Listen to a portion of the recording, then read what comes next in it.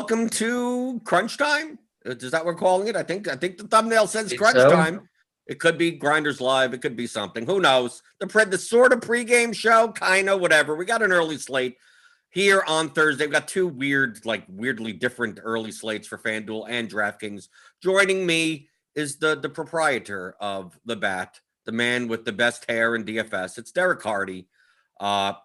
Are you used to waking up this early? Well, typically you'd be waking up to adjust pitch counts for most of these pitchers anyway, right? Yeah, no, I'm always up by now. I'm not doing shows at this point usually. I didn't realize I was doing one today, but yeah, good to go. Should be like you said, kind of some weird slates the way they're kind of distributed and whatnot, but we'll figure it out. Right. On DraftKings, we have a 1:10 p.m. Eastern slate with 5 games, which includes the Coors game, the San Francisco-Arizona game, and the Philadelphia-Washington game. And those games, by the time the show ends, we may not even have the confirmed lineups. We have the projected lineups, but we won't have the confirmed ones. And then on FanDuel, we only have a 3-game. They're calling it the very early only slate, and that includes those 3 games that we mentioned are off, but it includes the Mets-Marlins game that is at 12:10 p.m. Eastern. So obviously, if we're mentioning Coors bats, you're not playing them on FanDuel. And if we're mentioning pitchers from the Marlins Mets game, you're not playing them on DraftKings. So the first thing that I notice on the slate is we'll start with pitching, right? That's typically where we start. Is that Dylan Bundy? Is Dylan Bundy a thing? I had to go to your bat projections. We're using all the bat projections this show, so this is kind of like a little advertisement. Sign up for the remainder of the bat season for baseball. It's the projections that I use for MLB DFS. You have Bundy at 87 pitches because we know that he was he wasn't going to pitch 50, 60 pitches last game. Do you expect that to go? I mean, 87 seems kind of aggressive. Well, he threw what did he throw? 72 last start. So general rule of thumb is plus 15, So I think 87 is that's where that's coming from. So I think that's about right. I don't think he'll go beyond that. If he's getting lit up, obviously he's not going to get to 87, but I do think in a mean scenario, that's about where he's going to end up. Okay, because I mean, obviously in the bat for DraftKings, I think also on FanDuel, he projects as the top point per dollar pitcher. No, maybe not. No, FanDuel, you can play him, but he's a little bit more expensive. No, we have Braxton Garrett here. It's going to be a mess for pitching on FanDuel. Okay, good luck getting positive points. If you get 30 points from your pitcher on FanDuel, I think you're doing a good job. But that's the only thing I wanted to ask of you, because the pitchers don't project raw point wise on this slate all that well. Nola is up top, 10-3 on DraftKings. Alex Wood, 9,600. But the Alex Wood, the Dylan Bundy, let's see. Pretty much the Alex Wood and the Dylan Bundy projection are buoyed primarily because the teams they're facing are just awful, right? Arizona and Texas. Dylan Bundy at 6,200 on DraftKings is the cheap pitcher, not because Dylan Bundy is good, is because Texas is that bad. Yeah, Texas is bad, and it's a closed roof, which this time of year generally means really good pitching weather, because most games, especially during the day, are going to be at least 75. I think we have 3 or 4 over 80 today. So the closed roof in Texas is a good spot for pitching. Plus, it's Texas. In addition to that, we have Tariq Skubal, who not a good matchup, a lefty against Boston. But he does have strikeout upside, but he also gives up a ton. I mean, he gives up a ton of hard contact in the process. So, as a boom bust type of pitcher at 7,300 on DraftKings, I think he's the highest priced pitcher. He's 8,600 on FanDuel. I would think that he's more of a play as an SB2 on DraftKings than you would to play as a single pitcher on FanDuel. What are we doing on FanDuel with obviously Nola and Wood are not on the slate on FanDuel?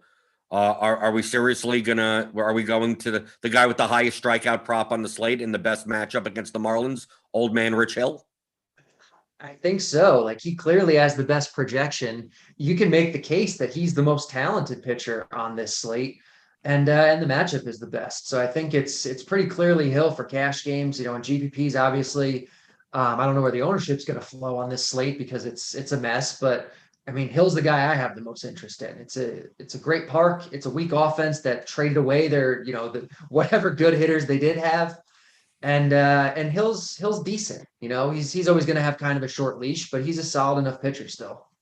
Right. I think that the dynamics in GPPs on FanDuel are going to be leaving a lot of money on the table. Because I mean, no pitcher is more than 8,600.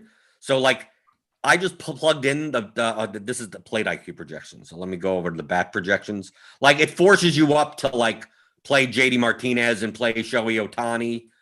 Like they're going to be super mega owned. So yeah, so the bat optimal right now is 34.7K, and it has JD Martinez and Ohtani who are 4,000 and 4,500. Like you're paying, like there's only one bat under 3,000 in your lineup, and you're still leaving 300 on the table, and you're playing the second highest priced pitcher on the slate who's 7,400. So understand how the pitching, like to me, you could play any pitcher on this slate. Like there's no, typically we find on the large slates, you don't play a 6K pitcher. You don't play a 7K pitcher because the bat prices are soft enough that like you don't need to. Just get raw points at your pitcher spot. I think on this slate, like if you're gonna spend all of your salary and pay up for like Martinez and Ohtani, like feel free to play Braxton Garrett and leave, even though you could fit Rich Hill there because the lineup will just end up being duplicated. But I think the better way to go is maybe you play Rich Hill, but you just don't play any bat that's that expensive, and you end up leaving 2,000 on the table. So just understand the dynamics on the 3-game slate on FanDuel. That to me, the pitching doesn't even matter. Just get the highest raw points at pitcher, and no one. I mean, maybe Spencer Howard only because he's probably not going to pitch that long. He's not. But like, I guess probably right. But I mean, the differences between these pitchers are not that dramatic. I mean, if you want to play Martin Perez instead, like I don't blame you, right? I mean, like it's a 3-game slate, right? Yeah, I'm totally with you. I think everyone except for Howard is, should be in consideration for you. Right. And then on FanDuel, you should play the single entry series. I don't know if we're doing the single entry series for the early slate, but understand RotoGrinders single entry series, you'd get your top 4 scores over the course of the time the single entry series is going on. And the top people get into a $40,000 online final. So once you see the single entry series on FanDuel, you play that. But on DraftKings, where you have to play 2 pitchers, we have some cheap bats on the slate. The Coors bats are still not priced up. I feel like this has been a thing all year. Like in past years, pricing on DraftKings has been way sharper than it has been this year, right? Like I feel like we're 2/3 of the way through the year, and we're still saying, oh yeah, pricing is still really soft. They're not pricing up these guys they should. Like it's kind of crazy. No, I think they're doing it because people, typically worse players, feel more comfortable being able to like, oh, I could stack any team because I could find some cheap bat in there. But I don't want that, Blender. No, I do want that. But I do want that. Oh yeah, I mean, I guess yeah. All right, I can. The more people, it sounds like reverse of what it should be. If you're a sharp player, you want the least efficient pricing possible. Because if the pricing was completely efficient, if all the players were priced to their median, then as long as you spend 50,000, you can't build a bad lineup, right? Yeah. Right. So which means the worst player in the world is just as good as you over the long run. So I want the inefficiency. I want people to, say I'm going to play a Jake Hager one-off because I want to fit someone in, and maybe the ceiling of their lineup isn't as good. It too inefficient though. I mean, I guess I come from a cash game perspective. In GPPs, I get it, but like for cash, I don't want it too inefficient where just the right plays are just obvious and they're all 80% owned. You don't want that either. Yeah, but the 20% of people aren't playing them. Right? Yeah. Right. No, I get it. I kind of get what you're saying. But from because we have some cheap bats, because the Coors game, I mean, typically a lot of times they price it wrong like the first game, and then they eventually get there. Now they're moving up, but we still have bats that are 3K, 2K, in cores. Are we just on DraftKings just saying, give me all the raw points, and am I just playing Nola and Wood, or do I go down and pay 6,200 for Bundy? In cash, I think you're doing Bundy for sure. In GPPs, I can see the case against Bundy, especially if we think he's going to be popular and he's going to be limited in terms of his pitch count. But like, I mean, pitching is gross. Like it's Nola, and then it's a huge drop off to everyone else, and then it's Wood, a drop off to Bundy, and then a big drop off to like the rest. Like most pitchers are projecting for like 12 or 13 points on this slate. So, I mean, you tell me, how many pitchers are you putting in your DraftKings GPP pool today? Are you just saying, okay, well, I have Nola and everyone else is kind of crappy, so I'm going to mix in some Merrill Kelly and some Scooble and some Ross and some Martin Perez, or are you keeping a tighter core with it? Well, I'm only playing 4 lineups, so I only have right. Well. Typically, when I do shows like this and on smaller slates, I'm just going to hand build, play kind of the smaller field stuff. I'm less likely to go off the board at pitching, but the lineups that I'm going to play, I mean, I have small slate strategy where I play 4 high leverage lineups, but they all look different. So it's like, I want one of these pitchers to get blown up, and I have the stack against each of those pitchers, even though I may have that pitcher in one of my other lineups. So looking at the bat optimal for that as of 11/16, I didn't refresh, it could change.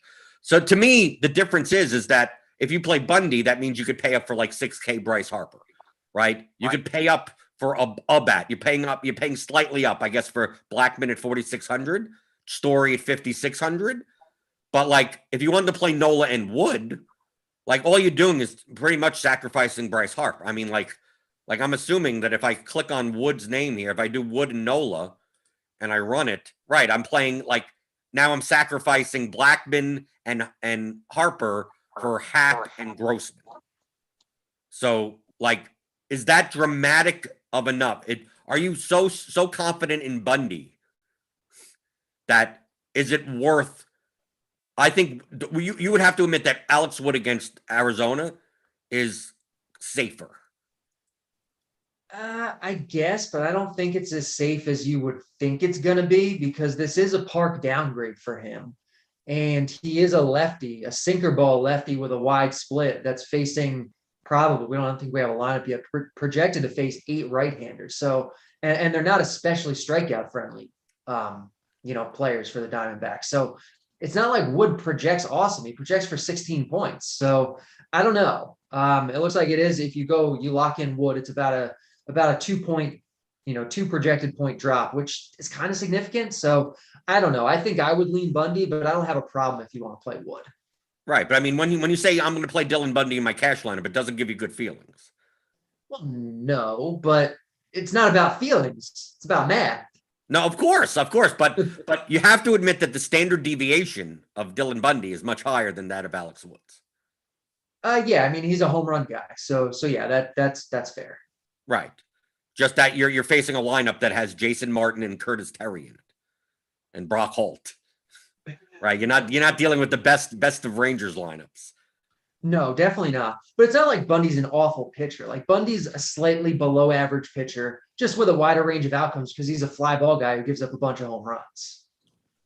But he's not terrible. It's not like we're playing some like trash boat pitcher just because he's cheap in a good spot. Like Bundy is okay. What are your thoughts on Joe Ross? He looked good before he was injured. He was on the IL for a couple of days, and he came back, had a average game against the Phillies, had a horrible game against the Cubs. But before that, like Dodgers, Rays, Miami, which we could expect, even against the Giants, 8 innings, 9 strikeouts, 5, 8, 7, 11. Now he's down to 4 and 5, especially since more people are going to be on the other side of the game with Nola. I mean, Ross 8,800 doesn't rate out, obviously, in the bat to be great point per dollar play. But do you think Joe Ross has upside here in the case that, well, if I'm not going to play Wood and I'm not going to play maybe Scooble, but I still have money. Like, obviously, Bundy in the bat projects higher than Joe Ross raw point wise for $2,600 less. But if Ross is going to be on a 5-game slate, 8% owned, 6% owned, do you think the disparity between Ross being 6, we don't have the ownership up, but I'm expecting somewhere 6 to 8 range versus Bundy at like 30, Wood at 30 to 40, Nola at 60. Like, I know you're paying up, you're overpaying for him. Do you think that he has strikeout upside in this matchup against the Phillies that doesn't warrant him being 5 times less owned than other pitchers? Yeah, absolutely. Like I said, after Nola, like there's not a big difference in projected points between most of the rest of the field. And with Bundy, like there is going to be a hard cap on him somewhere, whether you think 87 pitches is right or too high. Like there is going to be a cap on him where they're going to say, okay, he can't go anymore, and they're going to pull him out. That's not really going to be the case with Ross. The Phillies are kind of a low strikeout offense, but he struck out enough guys this year, about 1 per inning, and given the ownership difference, I have no problem with Ross. Can we, how about in this middle range also with like Martin Perez against Detroit? That seems like a good matchup. I think Merrill Kelly. I think Merrill Kelly is fine on this slate. Like he totally is, and no one's going to play Merrill Kelly against the Giants. So I like Merrill Kelly. Merrill Kelly has the 3rd highest strikeout prop on the slate. Wow. Shows how bad pitching is. Nola's 1, Wood is 2, and then Kelly. Even Skubal has like minus 151 here, so that's close. That may be the third. I like Skubal more for strikeouts than Kelly. But again, like it's the kind of slate where you can play these guys. You can play Merrill Kelly at probably 2 or 3% ownership. Right, since so much of the ownership is going to be condensed. I think it's the ownership on pitcher is primarily going to be Nola, Wood, Bundy, and Skubal. People like, but Skubal has upside, so maybe Skubal ends up being, because it's a 2-pitcher site, so like we're going to get ownership. So Skubal maybe 20% owned, Bundy maybe 30 to 40% owned, Wood maybe 40 to 50% owned, and Nola maybe 60 to 70% owned. But is anyone that here's the question? John Gray didn't have that bad of a game yesterday. He, other than that wisdom double that he gave up 3 runs, Gray was on pace for a 25-point game. What are your thoughts on Antonio Senzatella in Coors against this weak Cubs lineup? No, you can't do it. I mean, obviously for matchup reasons, it's Cubs, it's Coors. He's a pitch to contact guy who strikes out like 4 to 5 batters per 9 to begin with. He's also going to be limited though. He was on the IL. He had COVID. He threw 60 pitches in a rehab, so like he's going to go 75 tops today, and that's going to be it for him in Coors. So you can't do it. Right. So to me, if you tell me that he could go 100 pitches, maybe I take a shot. But the limited strikeout upside also with the limited innings, because if he gets into trouble and only pitches 4 innings, he ain't even qualified for the win. So like the ceiling really isn't there. And lastly, there's no chance you play Jake Arrieta, right? Don't even bother. No, you can't. It's I said everyone on the slate projects about the same. Arrieta is the exception. He projects for 6 points. It's awful. In Coors, like you can't do it. Okay, from a bat perspective, we'll start on DraftKings. You know me, I don't like going position by position because I care more about GPPs than single batters and cash games. People want the picks. There's no picks. There's no pick. Here are the picks. Carty, if you're playing cash, you're pretty much playing Coors, right? And that's play Coors. Right. Well, that's what I'm saying. Especially on this slate, is there a reason to go position by position? Most likely, at least 6 of your bats in your lineup should be from the Coors game, if not all of them. Pretty much all of them. Is there anyone that's not in any position that's not available? Maybe you're not playing a catcher. Are you not playing a catcher? Let me take a look. No, you can play Dom Nunez. Right, but you could also play Carson Kelly. You could play, okay, I see here. But most likely you're playing Cubs and the Rockies. It's the highest total game by far on the slate. But also that means they're going to be the highest owned. Now let's go to FanDuel. On the other hand, on FanDuel, it's looking more like Boston is the chalk. Well, that's different slates. Coors isn't on the Boston slate. Right. Well, that's why I wanted to hit on FanDuel, since obviously they lock at 12-10, and this is a DraftKings and FanDuel show. Just to highlight the fact that, well, obviously if you try to play Coors on FanDuel, you're not going to have a lineup. But bat-wise on FanDuel, I mean, it's literally play whoever you want. I mean, you have all you. I don't know how you spend the money. Yeah, it's. I mean, you said earlier, you read the optimal lineup. It had all 3,000 plus guys, and it was leaving money on the table. Right. So you're probably playing JD Martinez, Renfro, probably playing 4 Boston guys. They have the highest total on the slate. You're playing Ohtani at 4,500. You're probably playing one of the pitchers in the Mets Marlins game, and they don't. Maybe JD Davis, I guess, maybe you could throw in there or something. Some of the Detroit bats against. Yeah, Detroit. Right. I mean, it's not that complicated. I mean, you could pay for whoever you want. There really aren't any hard choices on FanDuel. Right, because you could pay up in literally every spot. Yeah. On DraftKings, stacks wise, okay. Since we're talking GPPs, I'm going to bring up. I think is the most useful page for the bat. I have it on the screen. It's the Bat X Stacks projections page. Okay, this is what I use as a guide, like every slate. And you made this last year. Obviously, I helped you because I said that you should make a page like this. You did, yes. And what I like doing is I sort it by ceiling. Because in GPPs, I'm looking for high-scoring teams. I will look for bats to go off, right? But I also have to be cognizant of like the point per dollar value. So you have to realize that the higher the ceiling is and the lower the point per dollar value typically decreases the ownership. Right, the higher point per dollar teams that also project for high ceilings are usually mega owned. So we take a look at this. Now, obviously, it includes like all the games from the other slate. Also, like obviously, many people have asked, and it's we'll try to get, maybe for next year, RotoGrinders will make it so that we could separate by slate and not just the whole day. But if you take a look here, Rockies number 1, Cubs number 2, but the Rockies are number 1 by 9 more points than the Cubs. Okay, but they're obviously going to be chalk, right? So like that, this doesn't surprise us or anything. Then we look down at the bottom, and from a point per dollar perspective, the best teams on the slate are the Diamondbacks against Wood and the Rangers against Bundy. And if we take a look at the starting lineups, you'll see exactly why.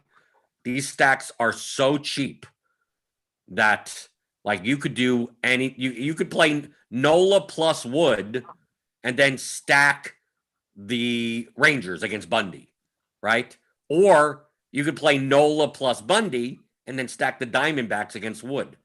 So you know what I said before about I think the 3 highest owned pitchers are Nola, Bundy, and Wood. Well, the opponents of Bundy and the opponents of Wood are so cheap that I could play 3 to 5 man of those teams and then literally play whatever I want. I could stack whatever I want in Coors. I could play Boston if I want, no matter what. I could play the 3 Boston guys that are over 5K with these Rangers that are all 2K and still get Nola and Wood in my lineup.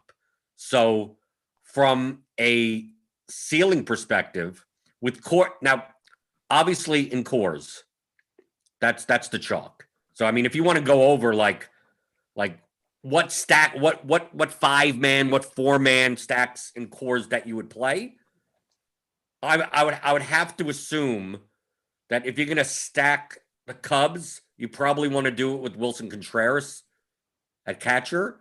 And I'm assuming that you're going to play Story in your stack on the Rockies. Now, if you're going to play chalky, because it's kind of hard to, it's harder to believe that, if one of these teams put us up 8+ runs, that you don't want possibly the highest scoring catcher on a weak catcher slate and shortstop on a weak shortstop slate. Or you don't agree? Say that one more time. You don't want the... No, if you're going to stack the Cubs, I'm looking from a chalk perspective. If you're playing the chalk stack, you're probably filling the scarce positions, such as playing Wilson Contreras at catcher, right? Yes, Trevor Story at shortstop, and that's going to be a chalk construction of that stack. Right. You're saying, yeah, okay. Right. So if you're going to stack the Rockies, you're likely not going to do Rogers, McMahon, Hilliard, Nunez, right? And miss like Crone, Story, and Blackmon. You're going to have Crone. Yeah, exactly. Okay, gotcha. Yep. But could you say the same for the Cubs? I mean, who is it at the point where Patrick Wisdom is like the key cog in the Cubs lineup? I kind of think he might be. Like Contreras and Wisdom, I think are going to be in most Cub stacks, right? I would assume so. But I mean, Yeah. but Bodie is so cheap and fits at second base. I mean, Alcantara has like almost no power, but at 2,100, if I want to be a little different and still be cheap, if I want to play these Alex Wood, Aaron Nola lineups, like maybe I do have to go down with a Cub stack and play Alcantara because I'm not going to be able to afford a Story and there's probably no one else at shortstop. Bogarts, and he's expensive. Yes, I no mean, thoughts? yeah, no, I mean, I think that makes total sense. Like, especially if you are playing the chalkier pair at pitching, um, you need to differentiate, obviously. So I'm fine. I mean, all the guys in cores are going to be good. So I'm fine playing, especially on a small slate, the bottom of the order guys, the crappier guys, mix them in. I think that makes sense. Okay, so if we're not playing cores, where are we going? If you're not playing cores, I think, like you You said, said it makes. I love your shrug. You're like I don't know, but I mean, obviously for GP, if you're gonna say if we took cores off this slate, Carty, Mhm. like then what would be the chart? Would it be the Giants? Would it be the I Red think probably the Sox? Giants. I think probably the Phillies, maybe Boston, right? I think those are probably the teams that I would expect people to gravitate towards. The problem with Boston though is that they're like their main pieces are expensive. I Yeah, think uh it may sound weird to some people. I think if you play the Red Sox, play them with Rafael Devers because yeah, what he's 5,900 and it's lefty lefty, lefty and lefty. people don't like doing that. No, they don't. But there's no Uh, reason. There's no Scooble gives a hard contact to both sides of the plate. He may strike out more lefties, but I mean he's prone to the home run regardless of which side. So I think it's kind of weird to say. Maybe you play Devers instead of JD or Bogarts. Like especially Bogarts because you're more likely to have a Red Sox stack with a shortstop because there's like no other than Story. There's really no shortstops. Well, Brandon Crawford, I guess. I guess he's a shortstop, right? Crawford will get some ownership, I would think. Right, but I would have to think that Bogarts is the most often used Red Sox stack lineup. Definitely. Right, I'm expecting the chalk Red Sox stack to be Kiki Hernandez, JD Martinez, Bogarts, Renfroe, and Plawecki. Yeah, I would think that's it. Right, something Um, like that. So playing a Red Sox stack that has Devers instead, unless you're playing two cheap pitchers, you're probably not playing all the 5K guys together. But I'm not opposed to playing like a Bobby Dahlbeck at the bottom. I'm like as the Red Sox as the road team. Like I think like someone like Bobby Dahlbeck, like against the lefty like Scooble, like I have no problem even if he's batting eighth. yeah, there's definite home run potential there. Are you expecting Boston to be the chalkiest team apart from Coors? Like how different do you need to get when you're looking at your non-Coors teams on this slate? I think Boston will be the third high. I think, but now Boston is not going to be as high owned. They're going to be owned. Okay, let me get that straight. They're going to be owned, but I think Scooble is going to be owned enough that Boston's ownership will start going down because obviously people aren't going to play Red Sox and Scooble lineups.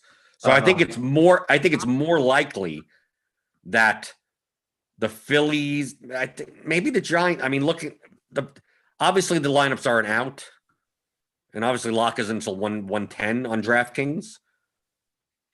But I mean, the Phillies are expensive. I mean, other than Jankowski leading off, I mean, Segura is 5-1, Harper's 6,000, Real Muto 5-2, and Hoskins is 5K. I mean, even Gregorius is over 4K, Bohm is over 4K. Like, are people going to play the Phillies or play the Giants? And the Giants are a little bit cheap. Even with Bryant, they're cheaper. They have a higher implied total. You could always throw in a guy like Dickerson, even though he's a big pinch hit risk in the lineup. Lamont Wade could be leading off for 3,700. I just think that enough people are going to be playing Scooble that maybe a team like the Giants becomes like the third highest owned team. Then maybe the Phillies and Red Sox kind of split the rest. And then like the Angels maybe against Spencer. Well, maybe the Angels are cheap. But we're just not going to know what their lineup is going to be because they've upped into 3,500s. Goslin, Joe Adele at 2,000. But I think any team that I haven't mentioned are going to be. I mean, how about the Tigers? I'm going to say, yeah, I would think Detroit will get a little bit, maybe not as much as some of these others, but against Martin Perez, like I think people look at some Tigers. Do you think it's a good idea? I know you're a cash player. I know this. I'm throwing into the deep end of the pool, Carty. Do you think it's crazy to just not have any Coors bats in your lineup? No, I don't think it's crazy at all. On a slate like this, there's ways, like you said, there's ways to make it work where your lineup isn't overly chalky and you still have Coors bats. But I don't think you have to have them. This is baseball. Coors has 5-run games sometimes. If you don't have any Coors bats in your lineup, should you play Jake Arrieta instead of Dylan Bundy? No, you shouldn't do that. I mean, that would be directly negatively correlated, right? I mean, like if the Rockies fail, Arrieta does good. I'm necessarily though, because it's not binary like that. Like a fail could be they score 3 or 4 runs, Arrieta scores 8 or 9 points, and they both fail. Right. I knew the answer before. I was simulating what someone would because some people ask that. They go, well, if the Rockies are going to be 30+% owned, I'll just play Arrieta as leverage against them. It's like, yeah, the stack may fail because they only score 4 runs off of him and not 8. But that doesn't mean Arrieta puts up a good score. It just means that the stack fails and the pitcher fails at the same time. And just because they're not scoring runs doesn't mean Arrieta's getting strikeouts anyway. He could just get some BABIP luck or something. There's lots of ways for them both to not do well. But you don't think Arrieta has a 7-inning, 3 strikeout, 1-hit game in him in Coors? I mean, I guess he does. If you're playing 150 lineups, maybe. I know you're trying to get me into talking but you wouldn't play Arrieta, especially no, of course not. I'm more likely to play Rockies 1-offs or 2 3-mans with it's my lineups today. My 4 lineups today are probably going to be playing the Rangers and the Diamondbacks with Coors or with Boston. Right. Kind of like I want to find if Bundy blows up, I got a lineup. If Wood blows up, I got a lineup. I don't know about playing the Nationals against Nola. I mean, because that would be the other one. I think it's less likely that the Nationals stack because you're probably including Soto in that lineup and Bell is 4,400. That at their price, I just don't think that their chances of being the top stack on the slate is high enough. I mean, they have the lowest ceiling projection in the back. So in order to stack against them, I need to think that they put up 8+ runs and no other teams on the slate put up 8+ runs. I think it's more likely that if Nola fails, it's the national stack is still not the best stack on the slate. Like Nola gives up 5 runs and that's all the national score. But Coors goes off for 11-9 game and it just means that Nola doesn't do good, but you don't need the Nationals.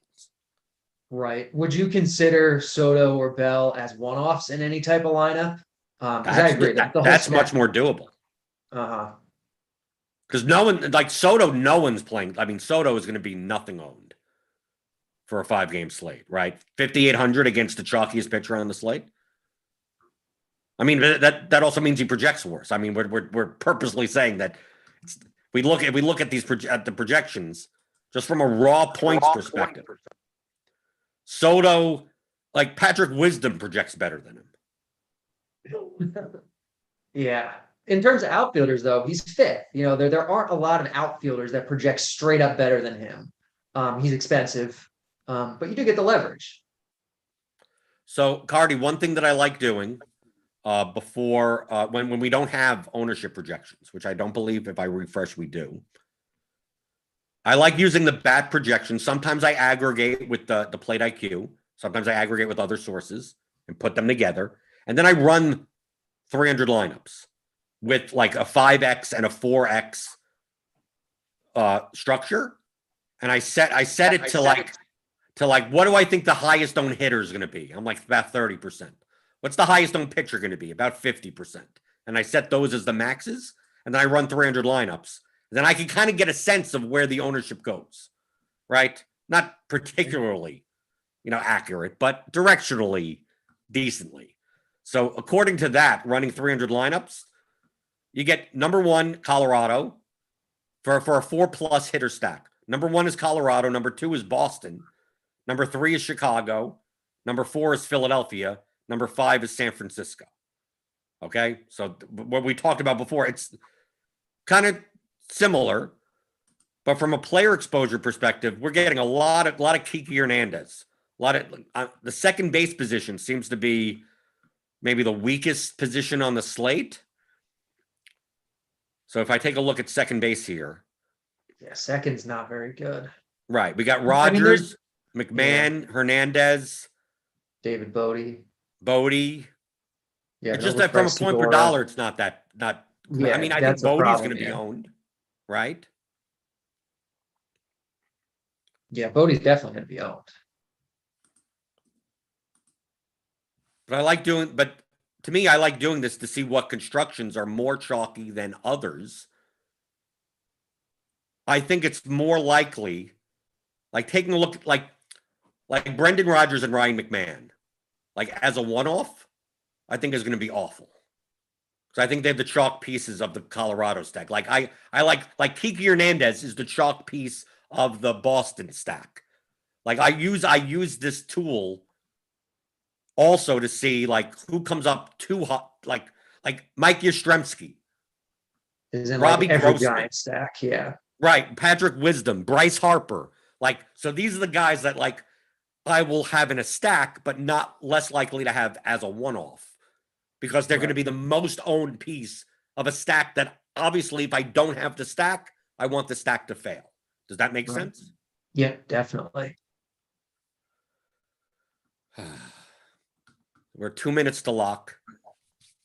And any other thoughts on the slate? Is this a better format for you? You're such a cash game player that you're not used to who do we play at catcher? Who do we play at first base? Who do we play? Well, I mean that's usually the shows that I'm on, but these are fun. They make you think a little bit more. And even though like I'm a cash game guy, I have learned a lot more about GPPs, from listening to you in the Bat Discord chat, from listening to your shows and your book and everything else. So I do like thinking about this stuff. I have thought about getting more into GPP type stuff. So single entry, you could play the 121 single entry. Yeah. I mean, like to me, that's the easiest contest because it's so easy to project ownership. Like it's like yesterday, for instance, in the 121, I had a Philly stack, right? They did well. I had Phillies plus Colorado plus Gausman plus Matz, who projected well in the bat. But like, for instance, Carty, Matz projected very well in the bat yesterday, right? Decently well, yeah, I think so. Yeah, in comparison to like when he's typically Right. see Steven Matz at 8,200, you go, "There's no way I'm playing him," and then you look and you go, "Oh, he's like the third." Like other than like Erod projected better at 9,000, and obviously Scherzer was the highest at 9,100, but he actually projected he was like the fourth best point per dollar pitcher on the slate. Yeah. In the large field GPP, Matz was I think 7.5% owned, which is great. Okay, great. In the 121, he was 2.5% owned. So you get that disparity in single entries where, like, if you go off the board, like you're skirting so much more ownership in single. Like Scherzer was 52% owned in single entry. Now, obviously, he did very well. I played Gausman at 20% instead. Gausman did well also, but he did like 5 points less than Scherzer. But when you play single entry, I think as a cash game player, Carty, I think that you would do well at the single entry stuff because you easily identify the chalk lineups as it is. Right. So it's just a matter of like, oh, this guy, like you could look at ownership and go, well, this guy's going to be 30% owned. It's like, well, you played the double ups, you play the head to heads. A 30% owned guy in GPP could be 77% owned in double ups, right? Because he's like the obvious chalk play. And then you look and you go, you're playing a 13-game slate and you're playing a 70% owned hitter. Like you're just natural variance in base. Like you said before, Arrieta could go out and pitch a no-hitter today. It's baseball. It's very, very low probability. But like in the single entry stuff, like you show me a 70% owned batter and I'll show you the X button as quickly as possible. Yeah, and it sounds like you don't even have to get like that different. because if the chalky stuff is just going to get a lot of the ownership, like you can play the second or third best thing. You don't have to go out and play, Pirate stack paired with a Detroit stack, or like something really wild like that. Right, like yesterday, you didn't have to play.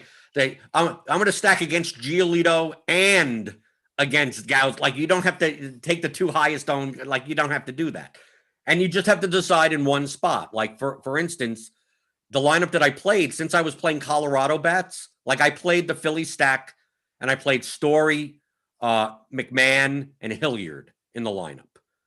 Now, Story and McMahon were both like 30% owned. Now, the Philly stack was lower owned, but not like 1% owned. So that's why I decided to play Gausman over Scherzer. Because I knew Scherzer, the ownership was going to be heavily inflated.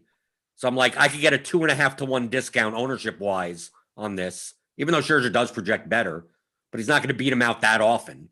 But if I wanted to play Scherzer, then I would have had to find a different combination and not played 2 30% owned bats on a 15-game slate. It's just so, hey, which one? I could have played Yankees. It's just that the Yankees didn't fit, right? Sometimes it just comes down to, I wanted to play the Phillies 5-man. So once I put in Bryce Harper, and once I put in Hoskins, and once I put in Segura, like, there's only so many what positions and salaries fit in those spots. So sometimes you can't get like, oh, I want to play the chalky this. It's like, well, unless you play the bottom of the order, you can't get those guys. So just sometimes it's just a matter of, once you make that one decision of like, what's the 5-man stack? What's the 4-man stack? Whatever you want to do. Then from there, it's kind of easy. Kind of just like, well, if you're playing a Yankee stack that's high owned, well, you know that you're not playing Scherzer in the lineup, right? You can make that decision. If you're playing on this slate, if you're not playing Coors, for instance, on this slate, play Nola and Wood. Play the two chalky pitchers, right? If you're going to play, I'm going to stack 5-3 Cubs, Rockies. Well, don't play Nola in that line, all right? Like play Martin Perez or play, right. So to me, for single entry, that works the best. So when you're hand building, like you could just obviously you could do that in NFL, right? With the blitz is coming up, right? Are you right? Blitz is coming up, and I did some GPPs last year with the blitz. Like I was doing the single entry stuff or the three entry stuff. Do we have Hall of Fame preseason showdown projections? We do not have Hall of Fame game preseason projections. Regular season only. Sorry, guys. all the players are 7,600. You could play any lineup you want. You could literally play whatever lineup you want. You can. But good luck projecting that. Yeah, no, I tried to do a preseason NFL 1 year, and that was enough for me. I was like, no thanks. So you don't know how many passing plays Jared Dobbs is going to have in the fourth quarter of the Hall of Fame game? I used to track all that stuff the 1 year, but that's not fun to try to figure all that out. It takes way too much time. And you don't know the 12th wide receiver on the team from the practice squad that's going to get 3 receptions on a 7% target share. Not this year. Yeah, preseason would be nuts. Like, how does anyone project preseason? Yeah, I mean, it's so volume based. Like, if you know a guy is going to play, and you know he's going to play 3 quarters or even 2 quarters some weeks, like that's super valuable information. That makes it like that's the kind of stuff you need to know. Well, and also you need to know that no matter like it's that George Carlin quote of like, the average person is stupid, which means 50% of people are even dumber than that, right? People will tonight. There will be ownership of Ben Roethlisberger and Dak Prescott. Like there will be. Like it may not be that much, but I mean, I've seen it in the past. I mean, I remember one Hall of Fame game. It was the Ravens, right? And whoever the starting running back at that time, it was 2 years ago. He was like 15% owned. Like, and it was already known that he was like literally going to be in street clothes. But he's the starting running back, so that's why like Dak Prescott maybe 2% owned and Ben Roethlisberger maybe 5% owned tonight. Yeah, even though that they are confirmed not playing at all whatsoever. So there's an edge there. So maybe you should get. Well, there's edge if you put the work in. There's definitely edge. So the blitz, when is the blitz out yet? Can I buy the blitz? Yeah, probably very soon. Maybe as soon as like tomorrow, early next week. I think we'll be seeing it pretty soon. As soon as maybe tomorrow, maybe next week. Definitely by early next week, for sure. But it'll be soon. Is there anything that what comes with the Blitz? The Blitz, you do the premium podcast on Saturdays still, right? That's still going on, right? Oh yeah, premium web show with I think it's going to be Alex Dunlap and Chief with me again. So we do that on Saturdays. You get that. You get the projections. You get a stack page like you showed for the bat today. You get that for the Blitz with the smash percentages and all stuff like that. You get access to lineup HQ. You get the percentile projections to see the range of outcomes. You get access to the Discord where you can ask me questions or ask other users questions as much as you want. Blender hangs out in there. You get a lot of cool stuff with it. And that also includes showdowns. That includes everything. It's not just every the main single slate. game. Yep, the Blitz projects every game, main slate, just showdown slates, like whatever, it projects everything. But the only slate it doesn't work on, unless you fixed it, is the Monday through Thursday slate. That's right. It doesn't work on the Monday Thursday slate because it's two separate weeks. It's like a week 1 and a week 2 game, and it can't do that. It can only do all week 1, all week 2. It can't combine them. You figure it's 2021. Well, I can't lambast you for not having projections for the Monday Thursday game when DraftKings is like a $40 billion company and still can't have Shohei Ohtani as a hitter and a pitcher at the same time. Yeah, I mean there's technical reasons why certain things don't work that like a lot of people don't understand. So I mean that's all it is with the Monday Thursday thing. It's like this technical thing that it would take me a lot of time to build this in for this very small slate, and and you got to do the usage projections ahead of time for the Thursday slate, like before, so it's probably not going to happen this year, unfortunately. Well, you sign up for the Blitz, sign up for the bat. Derek Carty on Twitter. Derek Carty. So hopefully one of these pitchers on the slate dies, and I'll have a lineup against them. So like I'm playing 4 lineups, and I know that 3 of my lineups are going to be dead if one lineup wins. So hopefully one of them does. And hit the thumbs up button on your way out the door. I'll be back tomorrow, normal time tomorrow, 11 o'clock Eastern for the DFS pregame show. We'll go over review the slate from the slate later tonight. Friday slate will be a bigger slate. And Carty, you're going on vacation soon, right? You're out of here, right? Yeah, I didn't realize I told anyone that, but yeah, I'm gonna be going away for a little while, a little downtime before football starts. Are you going away? Are you going to a cool place, or are you just hanging out, just staycation? I'm going to Greece. So Greece, wow, okay. Yeah. What are you gonna be doing in Greece? You're gonna be seeing the sights? Yeah, seeing the sights, hanging out, seeing some stuff, eating some good food, drinking some ouzo. It'll be fun. Okay, well, have fun and stay away from the Delta variant. Yes, definitely. Okay, for Derek Carty, I'm Jordan Cooper, aka Blender at Blender HD. You can follow me there on Twitter. And that's been whatever you want to call it. What is this? Crunch time. It's on the thumbnail. Crunch time. Grinders live. Pregame. Something or other on RotoGrinders.com.